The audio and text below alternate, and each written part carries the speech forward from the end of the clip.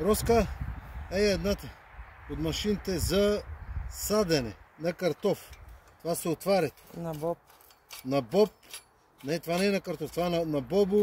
С това насадих и това къде беше? Пастърка, с това насадих семчета и всичко сада с него. Значи не от сега, от времето такова. Това ми служи за мера. Тук примерно през 40 см. Забучвам го така и го отварям. Е така, забучвам го и го отварям в почвата. И го пускам. И то е готово. Е така.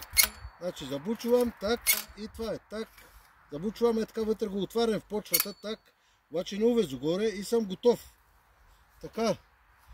Его сега, тук му съм творил. Това е от такива тръби, къде са водопроводни някакви. Това го се регулира. Мога да туриш по-къса.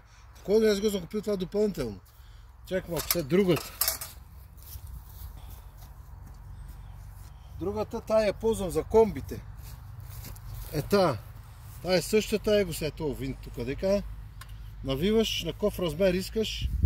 Точно. Примерно 40 санти, так 40 санти, като сам чета, каси за комбите с усе, ръчи се всичко. Голапа. Е тая. Тая се отваря на 3 пера. Така. А тая се отваря само на 2 пера. Е тая. И така. Его тук, даже ще седе дупките. Тук. Тънк.